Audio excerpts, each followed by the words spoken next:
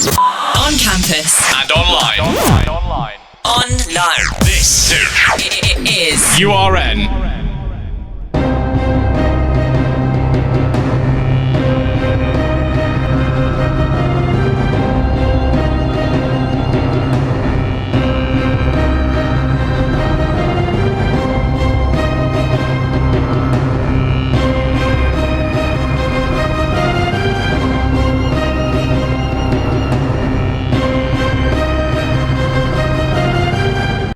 Hello and a warm welcome to The Big Picture. We are live on University Radio Nottingham. I am Felix Hawes. Joining us today we have Hannah. Hello. Hello Hannah. Scarlett. Hello, thank you for having me back so soon. Oh well, it's always a pleasure. And all the way from the east, it's Cameron. Hi Felix. Hello Cameron, good to have you on. So what are we talking about today? We are talking about Northern Ireland and the deal. That is or is not coming soon. We'll be talking about the SNP leadership election and British farming and food security. Don't forget, you can message in. We've already got a message in already, which is great, from someone listening in from London Lenton, which is always a pleasure to have our listeners. So do message in, and I'll read out your messages if I want to.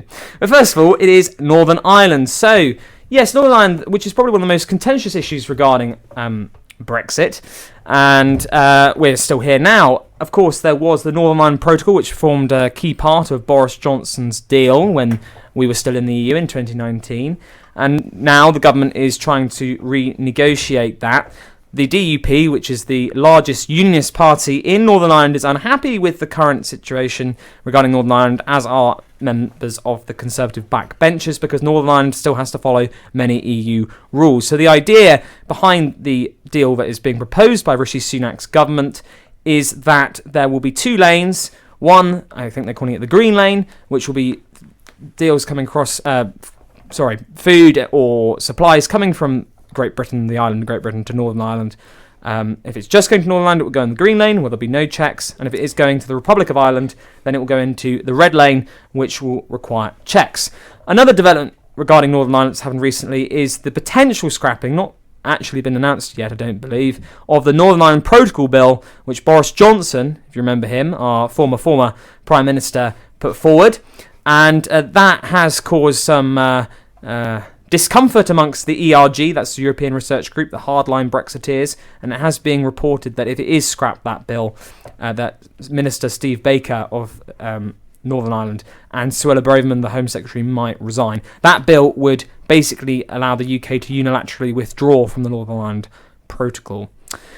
So, a long introduction. We'll go to Scarlett first, because she is perhaps our resident expert. Her EPQ was on Northern Ireland. I know, I just had to quickly check all my facts I was about to say. So, as Felix just said, the UK and the EU are on the brink of reaching a new deal, and they've talked about having positive negotiations, which is a shocking word when you talk about negotiations in Northern Ireland, because they're always very stagnant and they're very negative, because what you've got is two sides that fundamentally do not want to agree with each other in order to appeal to their own voter base. So the nature of Northern Ireland is of one of consensus making. Every one in Stormont must reach a consensus on an issue in order for it to pass. Now, Stormont is not currently sitting because of the DUP's opposition to the protocol. They want it changed. Fundamentally, they want it scrapped. But what Rishi Sunak wants is for it to be changed, for it to be reformed into what Felix just explained with the red lane and the green lane. I'm currently unsure about whether the DUP would sign up to this deal, because they said that they've got 7 tests, which I'm not going to list it all out, because seven tests. They're quite a lot of tests, don't you think? So they want to run the new deal past all these tests to decide whether they will sign up to it or not. Now, I don't know if that necessarily matters. I think perhaps for symbolic purposes they will just disagree with the deal anyway in order to appeal with their voter base, because the Northern Ireland Unionists do not want to see the DUP reach a consensus with Sinn Féin.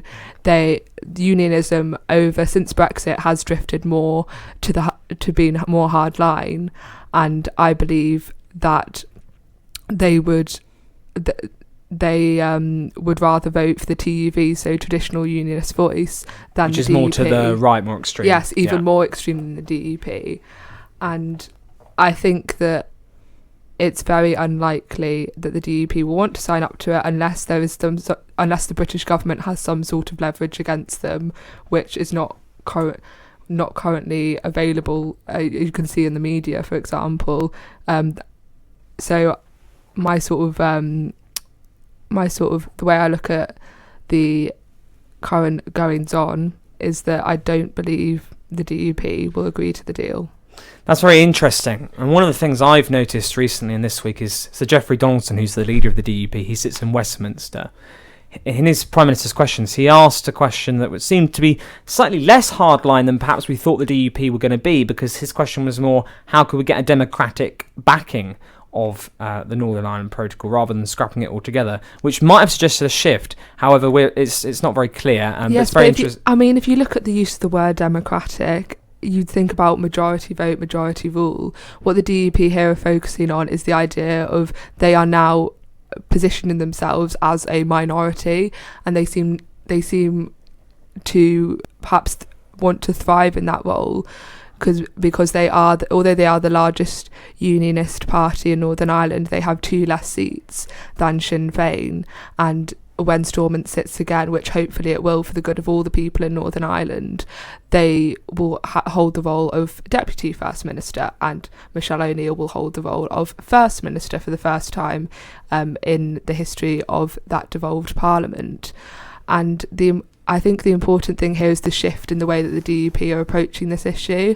So essentially, if you look at the history of unionism in Northern Ireland, there's always been this inherent fear within Protestants specifically against what they would consider, in the words of Terence O'Neill, who was the last Northern Irish Prime Minister in the late 60s, that they fear they will be outbred by the Roman Catholics. They have such everything, which is happening. I suppose. It is happening. I wouldn't like to use the term outbred. Well, in modern terms, I know yes, that's what they said that in the is 60s, but yes. And because at the time in the late 60s, the Catholic birth rate was 3 times that of the Protestant birth rate, and everything that unionists do, it's so difficult to try and understand them if you live here in Britain, because they just seem so aggressive. But all this aggression and their defensive nature and the again, I'm quoting some very interesting people here, but in the words of Ian Paisley, the never surrender, this all comes from this inherent fear that unionists feel, and they feel the need that they have to strike out in this way in order to be heard, and the idea that they are now a minority voice, they are a minority party, because they are the second biggest, they are no longer the majority party overall, although they are the majority party of the unionists. They constantly feel on the defence, and the idea that they are now becoming the minority is sort of, they're starting to change their language slightly, and perhaps using that word democratic, which in terms of the history of the DUP, they haven't always subscribed to the idea of democracy. That's very interesting. Scott and I have talked about this actually before, and on a night out on Tuesday, we spent a vast amount of that time talking about Northern Ireland and Scotland, so it's good to relive that discussion. A great way to spend a night yeah. out. No, I agree. I think we discussed nearly all the topics we're going to discuss today. Yes, a pre-show. We've had some messages in, I think from 2 different people on different ends of the Northern Ireland but I think we know who one of them is. He's one of our regular contributors to The Big Picture. The Northern Ireland problem is very easy to understand, says this person. Despite their alleged love of being part of the UK, the only word the DUP knows in English is no. I imagine that is Ben who is saying that. And he also said, in response to the Roman Catholics, quoting the person you mentioned, Scarlett, outbreeding Protestants, Ben has said, I presume it's Ben, that's the plan. But we've also had Ulster will fight and Ulster will be right, which might come from one of our listeners from East Anglia, I don't know. Cameron, you have dealt with Northern Ireland in terms of, not in the same way of Rishi Sunak is currently dealing with Northern Ireland, but in terms of sending goods trade. over and Yes. trade. What's your experience of that, and what are your general thoughts of this Northern Ireland situation?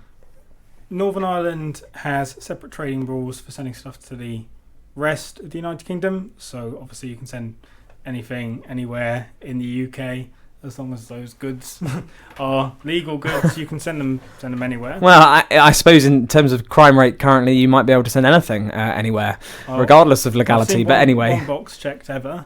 Now, Northern Ireland, some couriers will request a commercial invoice, which is like a customs document. So it's basically it's a statement of what the products are you're sending, so the value, country of origin, what they are. Not all the couriers do. So there's one courier who their first letter is D and the last one is L and the middle one is H. They don't require a commercial invoice to send stuff there, so you can send stuff there with them just as you'd send stuff to the rest of the UK. Now, I don't know exactly what it is, but there must be a loophole in the current rules because they're meant to be trading on a different sort of basis to the rest of the UK. But there is a way through it, so I don't know why there's so much problem. There's such a big deal with the apparent hard border because it's not that hard, and also it's very easy to get stuff through. Just fill in a bit of paper. There are still no customs charges or anything, no handling charge for the process of it going through. So the actual economic side is not that big a deal, at least from sort of a UK perspective. Now, Ireland being concerned about stuff going over their border from UK, Northern Ireland, Ireland, it seems a bit peculiar because that's happened for thousands of years. Stuff has crossed the border and there's never really been a problem. Also, you can send stuff to Northern Ireland or make stuff in Northern Ireland and you can just send it across the border, no one ever checks, into the Republic of Ireland. So the actual changes are pretty insignificant. It's sort of just debating over very little, I think, at least on the economic side. Obviously, they're just a lot of the political groups in Northern Ireland perhaps using a smaller issue to bring up their bigger ideologies, really is an excuse to make some noise. That's an interesting point. Thank you, Cameron, for your expertise there. Hannah, what do you think to Northern Ireland and what's going on, and do you think this protocol is going to pass? I don't profess to be a massive expert on Ireland politics, but I hope so. I hope it will, because it does seem to be reformed in a way that may appease the DUP slightly more, because it feels like the so-called green lane that the UK wants to impose would mean that, you know, transporting goods to Northern Ireland would be easier from the UK, because if they're going to Northern Ireland only, they would be exempt from checks. So on that level, maybe, and also the tax rules being changed might appease the DUP slightly more. But I do take Scarlett's point that, you know, that it's a very complicated issue, and there are still, you know, there will still be ties with the EU, and we'll just have to wait and see. But I think the original protocol was more complicated than the solution that's been put forward at the moment, and I think it's positive that Rishi Sunak seems to be getting somewhere with the EU, because obviously originally they were quite stubborn about changing the protocol, but they did say that they would be willing to reduce customs and checks on goods, and also sort of the amount of paperwork, etc. So I feel like it's positive that at least there are talks happening, and maybe that will this changing into red lane and green lane could fall into their category of what could be changed, because I think there's a lot of different parties involved, and there has to be negotiation on some level with everybody. So I'm sorry, I haven't got much more to add, but no, that's very good. Thank you, Hannah. Well, I'm certainly, I don't know about the panel, but I'm living a bit of deja vu to 2019 when we were talking about Northern Ireland, and Theresa May, obviously that was one of the factors that with the EU and the Brexit that brought her down in the end. Obviously, Rishi Sunak's in a different situation with a much larger majority, but that's not to say that he hasn't got problems in his own party of people that are not his biggest fans, including his predecessor's predecessor, Boris Johnson. And he, of course, has been not outright saying, but sort of hinting with the fact that he might not vote for this deal that is might be made over the coming days. Do you think it's actually going to pass in the UK? And what do you make to Boris Johnson's sort of involvement in this? Obviously, the original Northern Ireland Protocol was something that he negotiated himself, and every Conservative either voted for it or there were two that abstained, one of which was Owen Paterson, that of course is no longer in Parliament. And so do you think it's going to pass? What do you think is the significance of Boris Johnson's return to this. And also linking onto that, Boris Johnson's not happy about the Northern Ireland Protocol bill being potentially dropped. That is, again, to remind our audience, the bill that would allow the UK to unilaterally withdraw from the Northern Ireland Protocol. Hannah, I'll go to you first this time. What do you think to this? I think it does speak to the wider Conservative Party being very divided between those who very much still support Boris Johnson and sort of everything he stands for and, worship the ground he walks on. And then there's sort of the other factions that, are wanting to kind of get as far away from that reputation as possible. You've got the hardline Brexiteers like Jacob Rees-Mogg, and then you've got there were obviously a lot in the Conservative Party who actually wanted to remain in the EU. So I think it speaks to the divide within the party. I think Brexit was one of the only things that Boris did some things right on, so I feel like his input might be accepted by senior government officials, but I think there is a massive amount of conflict, and sticking to the original protocol might not be the best way to go forward to continue unity with Ireland. So I think that point of view needs to be listened to, but I think ultimately Rishi Sunak is trying to pursue a new line of making Brexit work in terms of Northern Ireland. So I think it does speak to the wider factions of the Conservative Party, but I think in order to get the best possible relationship with Northern Ireland, I think this is probably the best way going forward. So I don't necessarily think Rishi should take Boris Johnson's advice, but Thank you, Hannah. Cameron, how much risk do you think this is with Boris Johnson and his influence? And what do you make to his views on how Brexit should be conducted? As, if you don't mind me saying, as a supporter of Brexit yourself, how do you see this? He's obviously just doing it to oppose Rishi, who obviously took from him his leadership, which I'm sure he's quite upset about still. So he's just using it as an excuse to undermine Rishi Sunak's prime ministership. So it depends if it works. If his gamble pays off, then they'll make Rishi look bad, and then he might gain some favour in the Conservative Party, and then Keir Starmer will become Prime Minister anyway, and it will be irrelevant. The thing is with Northern Ireland is Northern Ireland's in kind of a bad position politically in the United Kingdom because their constituencies are irrelevant to an election's outcome because they just vote for Northern Irish parties. They play no part in who gets into power in Westminster, so the main parties don't really have to care about Northern Ireland because it doesn't matter to them. They can win without Northern Ireland. So Northern Ireland's sort of a bit of a sideshow. You can dabble in it for a bit of fun.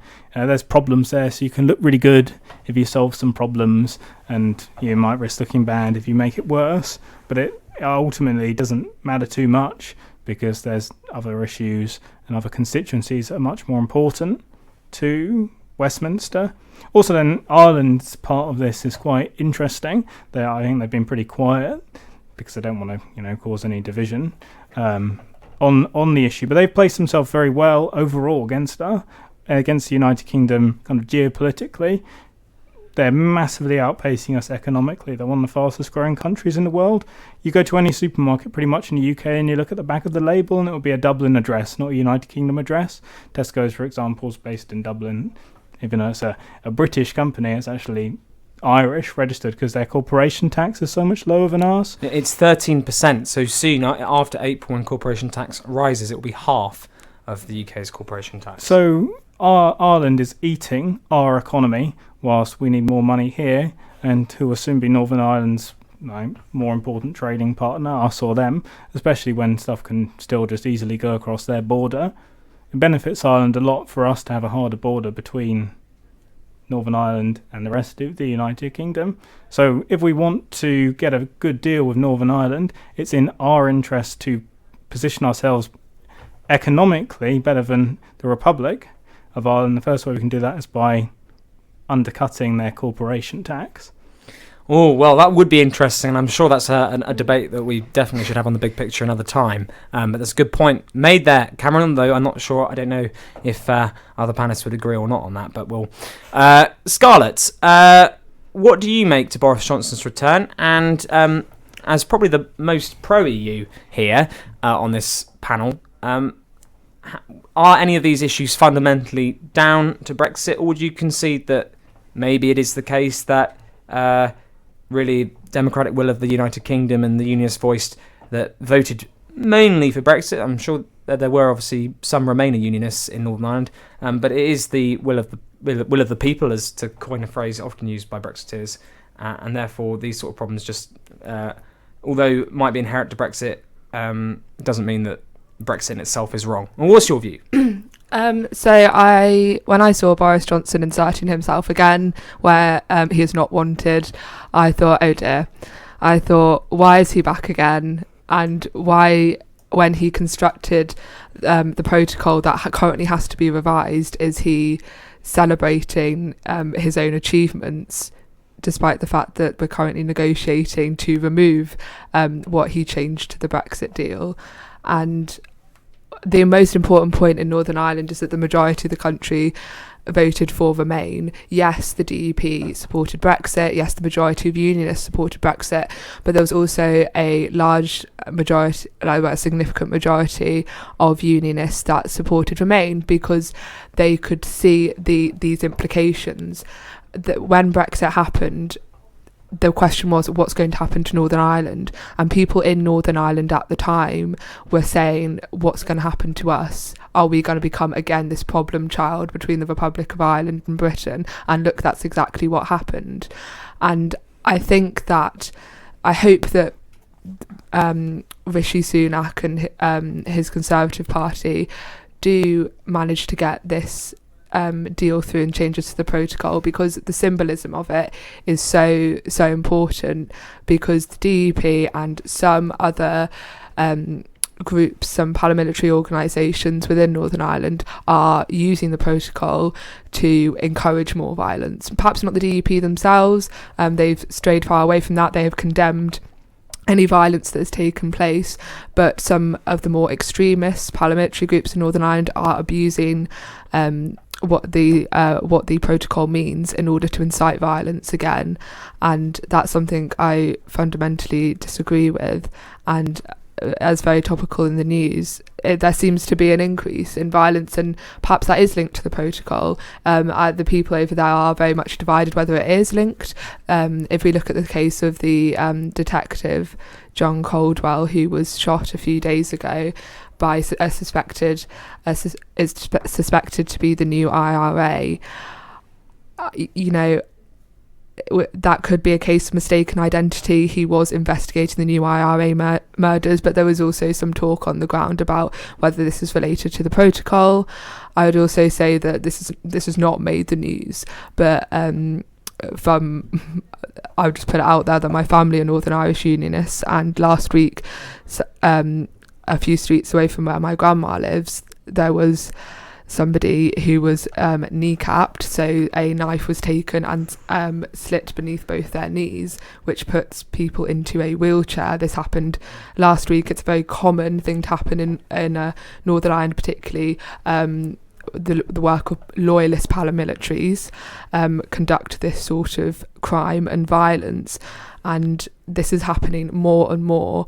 And you could argue perhaps it's again all these examples of mistaken identity, but also I perhaps think there is some link to the protocol, not perhaps in these specific crimes, but the idea of an increase in violence in general. So that's why I would want Rishi Sunak to do his very hardest to push forward this these changes to the protocol. As Cam has just mentioned, there aren't that many practical changes to the checks and things like that, but the symbolism is so important in Northern Ireland that if it's doing anything to decrease violence and ultimately make life better for the majority of people who just want to live in peace, I think that's a good thing.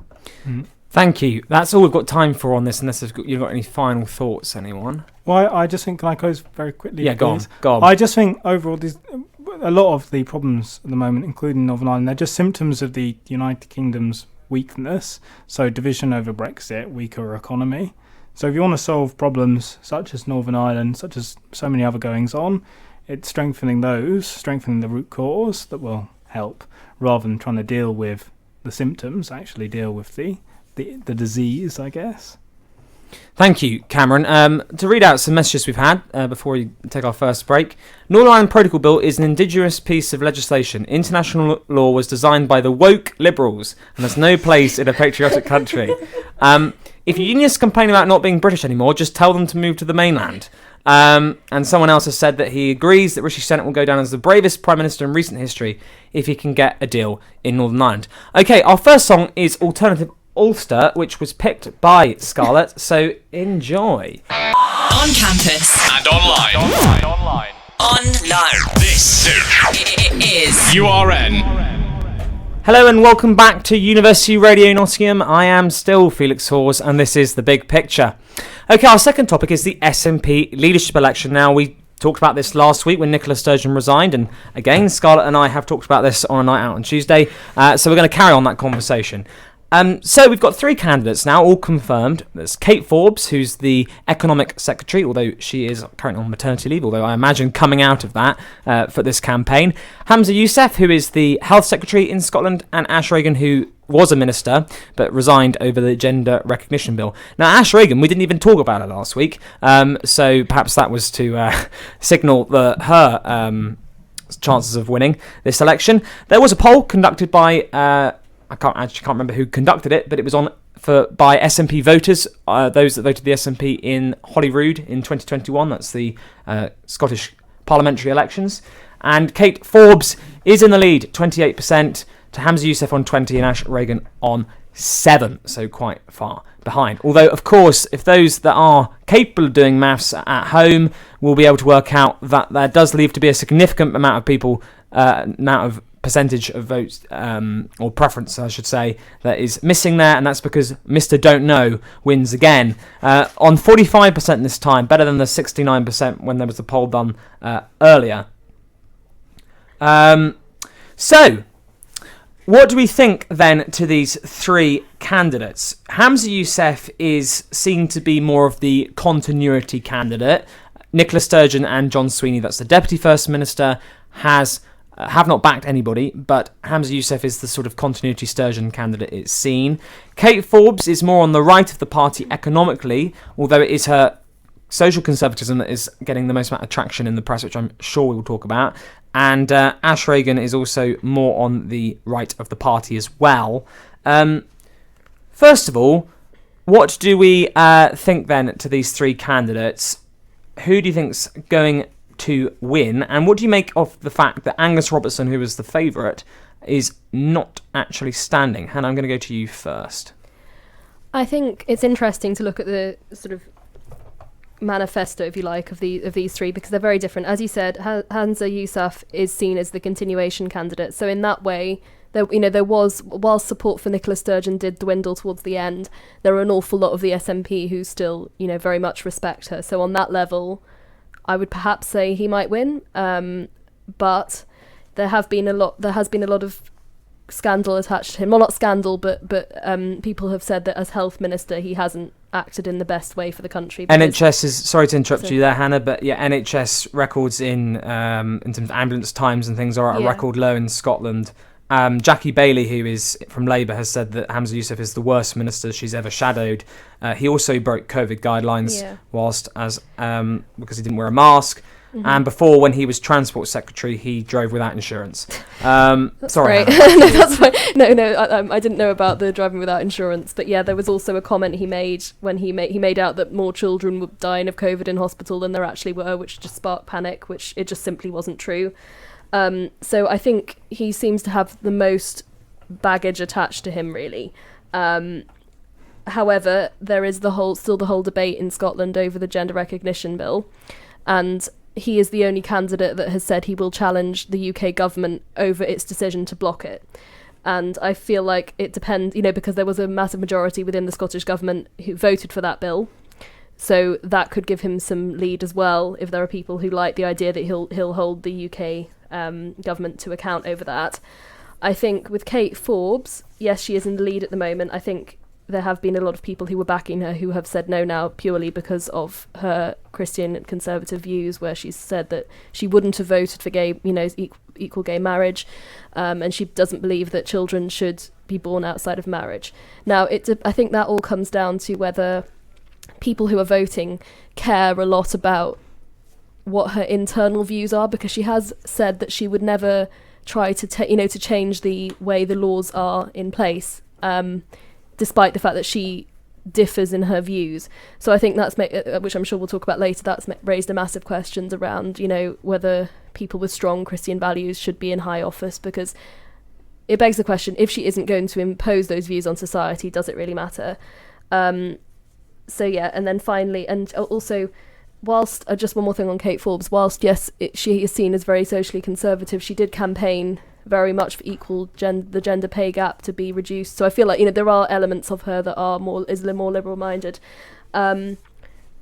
With Ash Reagan, she's obviously sort of the newest joiner of not the newest joiner, but that seems to be the one that people know the least about. And least likely to win, would you add as well? I mean, at the moment it looks that way. I saw sort of the first interview with her yesterday, and like Kate Forbes, she actually campaigned early to delay the changes to the gender recognition bill, so in some ways she's even more opposed to it than Kate Forbes. But I feel like with her as well, there's an issue. She wants to slow plans to achieve net zero. I read about that today, and that could she wants to phase out oil and natural gas extraction from the North Sea as well. So I feel like that could also count against her, because Kate Forbes certainly seems to be more environmentally minded. And finally, on Ash Reagan, she has stated that she doesn't want the next general election to be a de facto referendum. Instead, she said that she wants to begin negotiations with the UK government next time political parties supporting the Scottish referendum receive more than half the votes in elections within Parliament. So I feel like, that again deviates from what Nicola Sturgeon was wanting to do.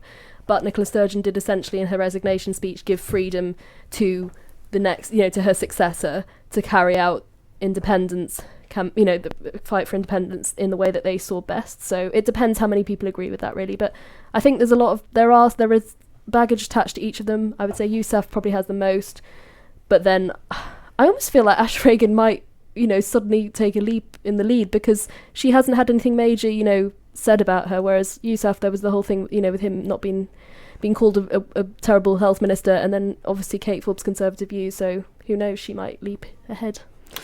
Certainly Kate Forbes' Christian views, we mentioned that last time, we'll go into more detail on that. Interesting views from you, Hannah, there. We've got a message in saying no matter who is the new leader of the SNP, they will support the disgusting, toxic salmon farming villains. We've also had, there was a very erudite, I don't know that word, I'm sorry, I'm not as versed in the English language as this listener, young man on the last week who said Kate Forbes was a load of hot air and nothing more. He was very good. I wonder if that is the very same person that made that point that is written in. Okay, Cameron, over to you. Who do you think is the likely candidate to win this of the three, and what do you make of it, and their views on sort of independence, net zero in the respect to Ash Reagan, the more economic conservative views of Kate Forbes? So Hamza Yousaf is the, like you said, continuity candidate. He's also kind of the Stalin of the situation. So like Lenin's gone and there's a sort of power crisis. He's the one with the most power, I think, in terms of like the actual political centre, political establishment of the Scottish Nationalist Party. I noticed that you have said nationalist. Yeah, the correct pronunciation. So he definitely has the most clout in that regard, and the establishment will push for him because he's the one who will continue their agenda of really just hating the Union, hating United Kingdom, and actually really treating Scottish people really rather badly and letting them down, as the Scottish nationalists have. I've forgotten what's the Conservatives lady's name? Forbes. Kate My Forbes, my mind went blank for a second there. She'll definitely have more support from like the grassroots people. A lot of people are fed up with, I guess, and I hate to use this word, the woke kind of woke politics that the SNP prescribe to, or at least their leadership has. So she'll have a lot of support from the voter base. As with like the third candidate, she'll have a lot of trouble catching up. Like coming up from that's rather hard. So it will be a 2-horse race. Either way, whoever wins, they'll inherit a party on a currently downward turn, which he almost certainly will, Sir Keir Starmer becomes the next Prime Minister, then Scottish voters will lose cause for independence for the most part, which is their dislike of the Conservative and Unionist Party, who've been running the country recently. But I think all of this, once again, really stems from a wider issue. And we spoke about Northern Ireland. A lot of the divisions in Northern Ireland run back hundreds of years, to the Jacobite Rebellion and all of that. Now, there was also a Jacobite Rebellion in Scotland. The Scottish supported the same pretenders as the Irish did. They were defeated. But then Scotland peacefully and fully assimilated in the United Kingdom. Tony Blair created the devolved parliament. Now, we don't know whether or not this was designed to cause division, but that's what it has done. And it's allowed a party that was formed in 1934 as a fascist party, which originally, its original leaders of the Scottish Nationalist Party said they supported the Blitz and thought a Nazi invasion would benefit Scotland. That party, which has now still has the same kind of political extremism in it, although it doesn't express it openly, now has the reins to Scotland. So it's extremely damaging. Hopefully they will lose their clout and fade away, but the cat's out of the bag, and it will be very hard to dissolve the Scottish Parliament, as should be done. There's one Parliament of the United Kingdom, and it's in Westminster. Very interesting on the evolution there and the effects that you reckon it's had, Cameron. Scarlett and I were talking on Tuesday about what do the SNP, what are their views on things, the members, are they as left-wing as Labour members are? And a study by Tim Bale in 2018, Tim Bale is a professor, he discovered the SNP are the most socially conservative party of the main parties in Scotland, other than, of course, the Conservatives, which is an interesting point, because they are often known as the tartan Tories, and I think this leadership election has sort of unearthed the fact that the SNP are not all the progressive Sturgeonites as we've got used to in recent years, and that's ignoring the Christian social conservatives, and that is looking also at the economics and the net zero policy of Ash Reagan. Scarlett, what do you reckon to this? Kate Forbes is still in the lead, despite the her views on things that are not aligned to the Scottish public. What do you think then to these three candidates and Angus Robertson no longer being there? Well, for anyone that listened last week, they remembered that I did not know too much about the SNP candidates, so I've gone away and tried to educate myself. And I would firstly say that, in reference to what we were talking about earlier, Sturgeon had such dominance over the party, and she was the natural, obvious successor to Alex Salmond, who himself had such dominance and hegemony over the party that the general impression of the SNP was that their political stance was representative of the whole party. And ever since the debates over the gender recognition bill, it has unearthed the divisions themselves within the Scottish Nationalist Party for the reasons there you've just mentioned. I think it will be quite interesting to see, we've got the continuity candidate in terms of Hamza Youssef, and he will be against Ash Regan and Kate Forbes, who are both on the right of the party, and I was just contemplating whether they would actually split the right. Oh, there is single transferable vote in play with the SNP, Scarlett. Just for those that aren't aware of what that is, because I know that's a very political commentariat thing to know about, but the single transferable vote means that you can preference vote, and then if your candidate is eliminated, your votes will be transferred. So that might not necessarily split the vote. Sorry to interrupt you. Or that could possibly amplify the right. It could make it almost certain that either Kate Forbes or Ash Regan would get in, because as you just explained, the way the preference system votes, if you have a certain view on the gender recognition bill, then you would vote Kate Forbes 1 perhaps, and Ash Regan 2nd, or the other way round, and put Hamza Youssef last. And the way it works is worth more than somebody who votes Hamza Youssef 1st, Kate Forbes 2nd, Ash Regan 3rd. So we because the manifestos were due in yesterday, we have our 3 candidates and they are final. So I think it's very likely that someone from the right of the party is going to be the next leader, and I find that very interesting because the SNP always pushed forward that they were more progressive than the rest of the UK, that Scotland was more progressive, and that's why they deserved in some way to leave the rest of the UK behind, because we were stuck in the past, and they kept on going on about using the words they used of democratic. We are more democratic, we're more progressive than the rest of the UK. Democratically voted to stay in the United Kingdom. A very good point, of course. Yeah. There, Cameron.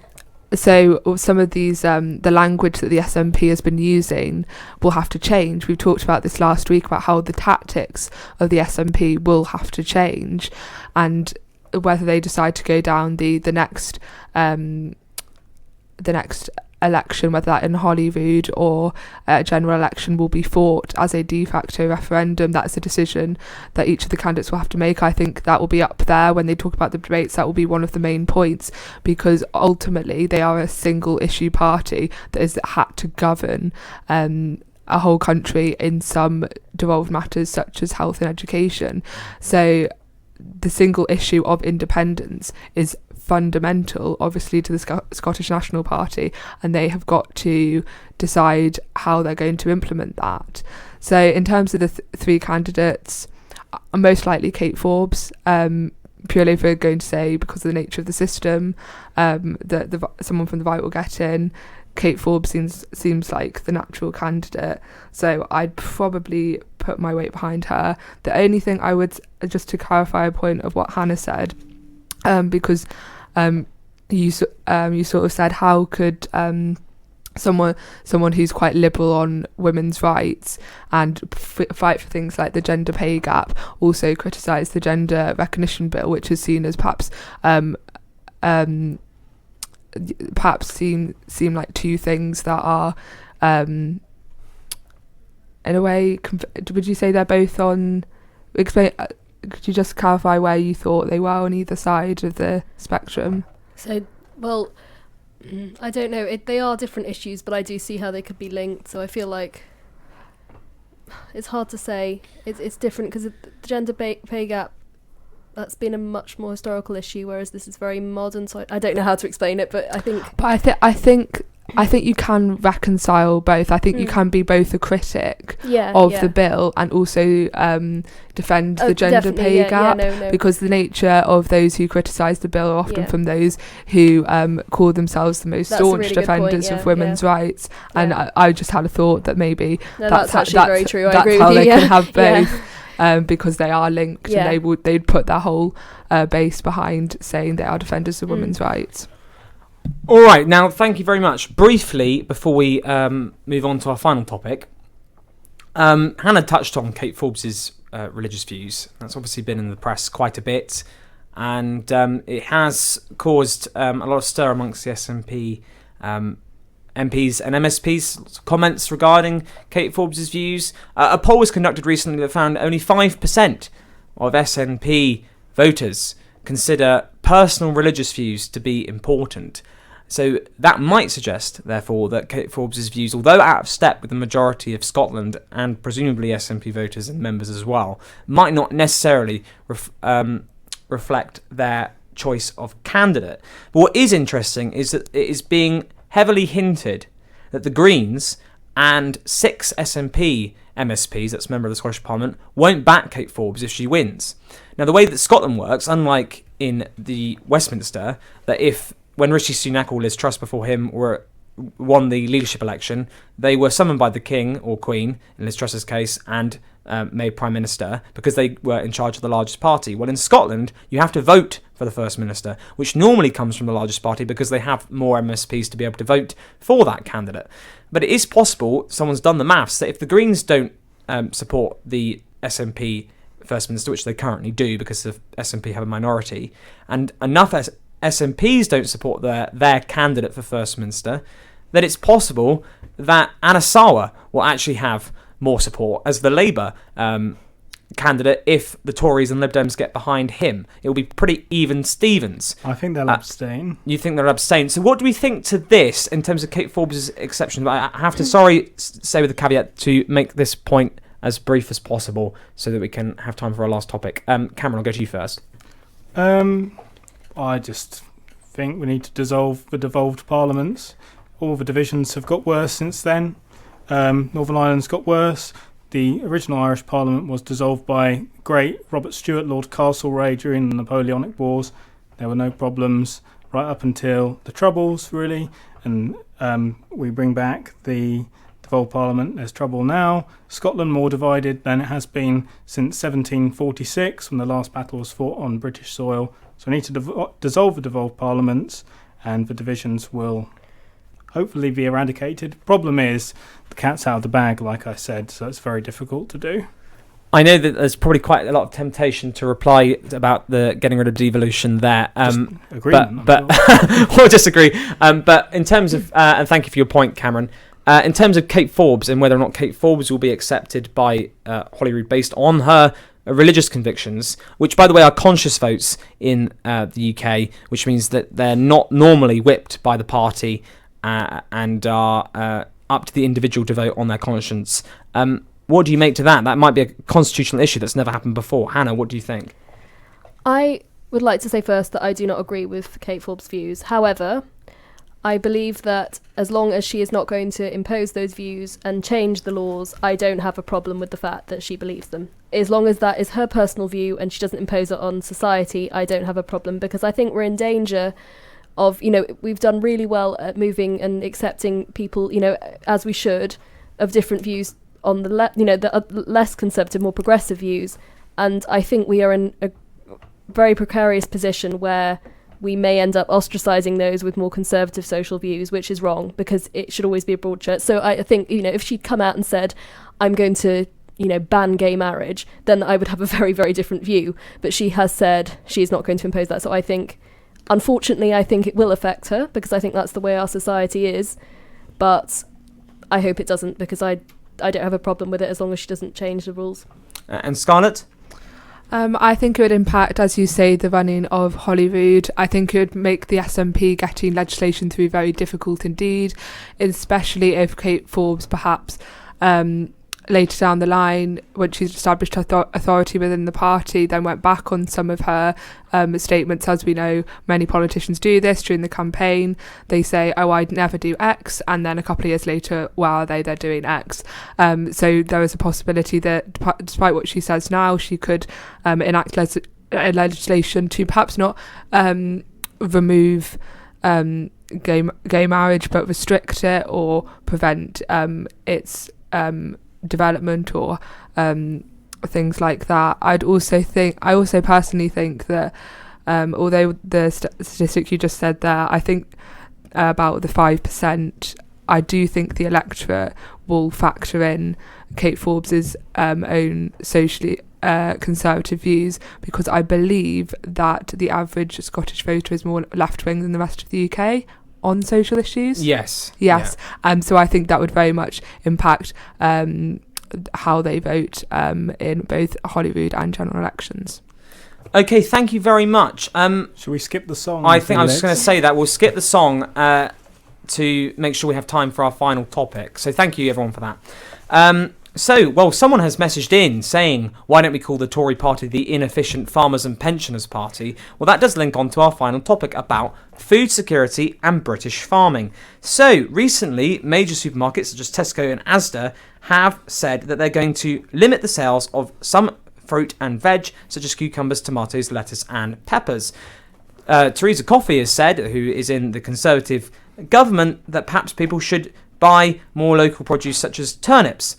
There's also been a National Farmers Union conference recently, which Keir Starmer went to, and Rishi Sunak, the Prime Minister, of course, did not. Now, farmers and rural voters do tend to vote Conservative overwhelmingly, and there is an issue regarding Labour support in rural areas. In 2019, Labour got 19% of votes from rural seats compared to 50% in urban seats, so quite a big difference. But Keir Starmer has said that rural life runs through his veins. I'm paraphrasing there, and he's also said that he would back the keeping of the EU subsidies figure. That's 3.5 billion that used to be given by the EU to Britain, that the Conservatives are hoping to cut by 50%.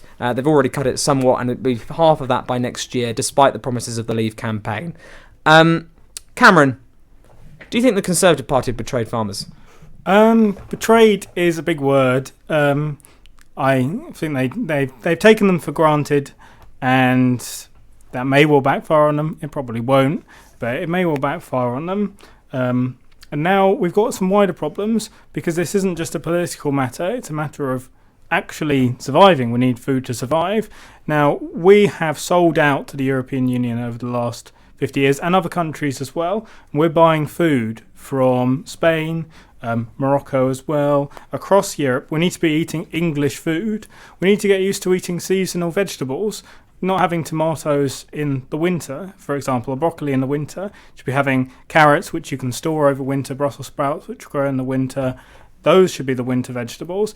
We're becoming sort of too dependent on these, and although you may not even consider it to be a luxury, those are really like luxury products, these sort of foods that are grown in hotter climates. We've got used to that now, and now a shortage of them is seen as a big shock.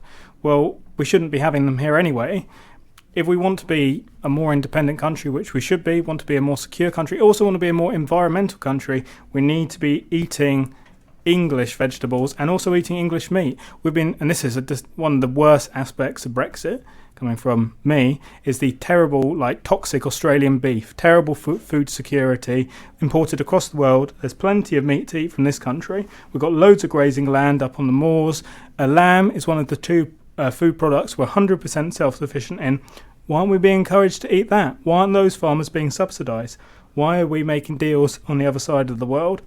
We need to be eating English food. Also, Scotland, as we mentioned earlier, we had the messaging about the toxic salmon. This is another big thing that we need to be dealing with. We need to have better food security. Can't let the sort of the way the salmon farm is done, I won't go into it, but there's a lot of chemicals, a lot of deaths in the fish population. It's presented as being healthy. Stuff like that needs to be dealt with as well. And then we sort of act like farmers are being maligned. I don't think you'll hear a single politician mention a much more maligned group, gamekeepers. They're the stewards of our countryside. They manage animal populations. You're not even allowed to shoot badgers now. Badgers eat hedgehogs eat slugs, and slugs eat crops. Some more crops are being eaten. It's also spreading tuberculosis. So one of the things, if Rishi and Sirkia are serious about rural matters, they need to put an open season on badgers and other pest creatures that are eating our crops, but they don't because they're afraid of the environmental lobby. But the environmental lobby would rather have us burn tons of fuel shipping food from the other side of the world than actually grow English food here. It's a disgrace. I want to see them act on their words, but they won't. 46% of our food, for context, is imported from abroad, 28% from the EU, and of course these new trade deals with Australia and New Zealand have happened recently after Brexit. We've had a message in. The problem is caused by the woefully useless British farming industry, which has been outdated since the 1840s and is merely a Tory jobs programme. It should be put out of its misery, and farmers should be taught how to code, starting with Cambridgeshire. Well, I imagine that's been deliberately written to annoy me. Hannah, what do you think about food security and the abandonment, perhaps we could say, of farming, which obviously traditionally farmers vote Tory, and they are cutting the subsidies, which Labour are trying to get those rural votes. Do you think they will, and what do you make to the whole thing? I agreed largely with the first half, certainly, of what Cameron said. I think it is ridiculous that we have become so dependent on imports. I'm sorry to quote Liz Truss. I know we all mocked her speech where she was talking about, English tea, British apples, but actually the message throughout that speech is very right. It is a disgrace that we import so much. Keir Starmer's actually agreed with that. Yeah, I know. He said that's one of to quote him. So Keir, Cameron. Yeah, no, he the did. Knight of the Realm. Yeah. So actually, we all mock that, but actually, what she was saying is very true. Moving on slightly, I think. I think producing British food is very important. Keir Starmer, yes, his message was very good, but his words, again, I found quite woolly. And he was sort of talking big again about, everything that we're going to produce in our own country. And again, there was very little substance. So I don't know if the farmers' votes will necessarily to go to Labour, but equally the fact Rishi Sunak didn't actually go also doesn't really send a very confident message from the government. They probably didn't miss him too much. No, probably not. But yeah, the government is putting a lot of funding into the farming industry. But again, it's just throwing money at it. You have to look more closely at the problems. I do think we have become as a society, too expectant of being able to eat any kind of food all year round.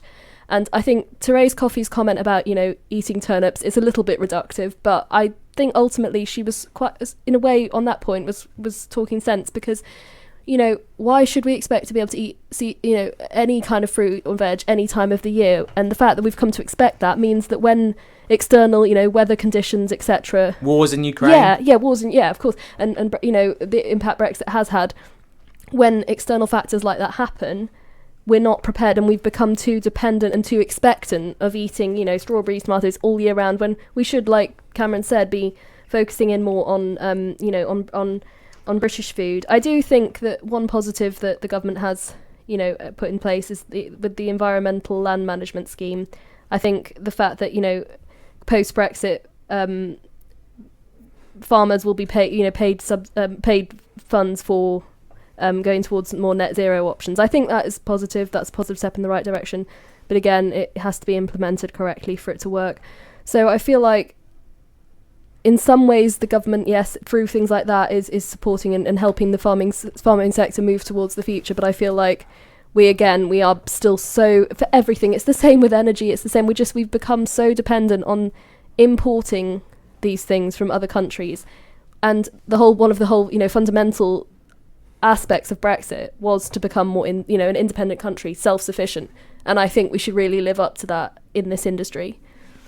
Thank you, Hannah. And Scarlett, to conclude our show with you, what do you think to this? I think I'm the person that you two both hate because I eat strawberries in the winter. I think I'm the problem. I have eaten strawberries in winter as well before. I would say obviously this is a direct consequence of Brexit. There's less trade going on in general, and we are putting more reliance on countries outside the EU that are further away.